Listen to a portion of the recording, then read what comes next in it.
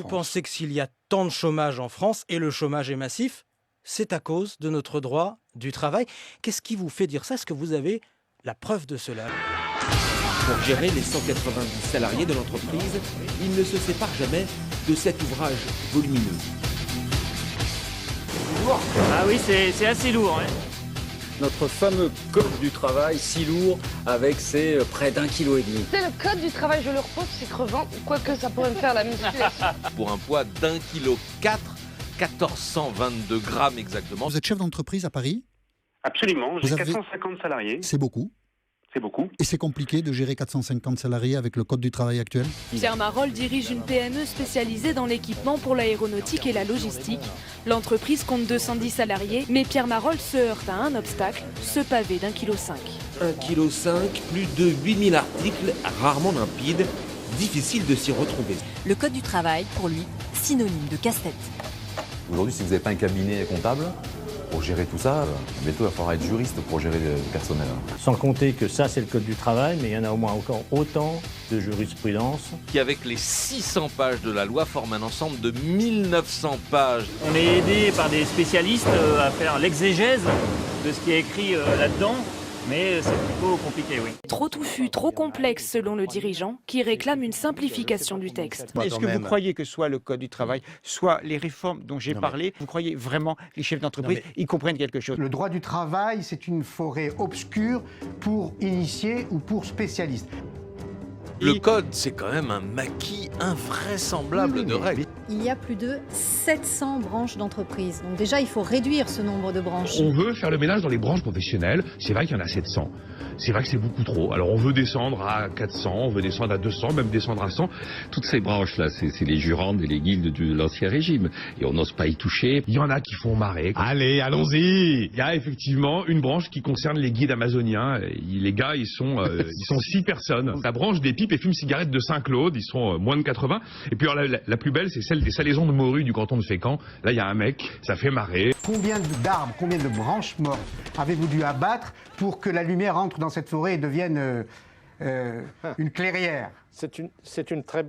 C'est une très belle image. Donc c'est sûr que c'est pas un maquis pareil qu'on peut espérer moderniser le fonctionnement des salaisons de morue du canton de Fécamp. Oui, mais écoutez, il faut tout partout pour que ça... Les patrons de PME ont peur. Ils ont la trouille au ventre dès lors qu'il s'agit d'embaucher. On commence à se dire que l'empilement des normes, des règles, des droits, des fausses protections crée un mécanisme qui dissuade l'embauche. Est-ce que les prud'hommes, quand on est chef d'entreprise, ça fait peur? Les prud'hommes, c'est la roulette russe. Selon si vous tombez sur un juge qui a la haine comme M. Filoche ou quelqu'un qui comprend un peu l'entreprise, qui ne la caricature pas. Comprenez cette colère, finalement, des petits patrons face aux prud'hommes qui se sentent désemparés, qui ont le sentiment de ne plus pouvoir bouger à cause des prud'hommes. Parce que c'est compliqué aux prud'hommes, parce que ça prend du temps, parce que ça nous coûte de l'argent, et parce qu'on n'a pas toujours la justice qu'on attend. Je vous le disais tout à l'heure, qu'on nous laisse un petit peu organiser la vie de notre entreprise avec nos salariés, en confiance, en toute intelligence. On connaît nos activités, on connaît nos besoins, et je vous promets, si on nous laisse faire, on relancera l'emploi. Oh, wow! Nous savons comment gérer nos équipes, nous savons que nous avons des périodes creuses, des périodes pleines, et il faut qu'on puisse, en fonction des travaux que nous avons en face de nous, pouvoir faire face avec de la souplesse. Qu'entre entreprises, qu'au niveau des salariés, les choses puissent se décider, oui pour les 35 heures, non pour les 35 heures, mais qu'il y ait vraiment cette liberté de ton, une véritable flexibilité pour de bon. Ne plus imposer toutes les règles d'en haut, par l'État, par la loi, mais donner plus de place, de latitude aux entreprises et aux branches professionnelles. Il faut adapter et moderniser les règles pour dépasser une rigidité héritée d'une autre époque. Ce qui est généré avant tout par le Code du travail, c'est de l'insécurité. Avec le droit du travail, à force de sécuriser, de rendre ça trop rigide, trop complexe, bizarrement, ça finit par pénaliser les gens que c'était censé sécuriser et censé protéger.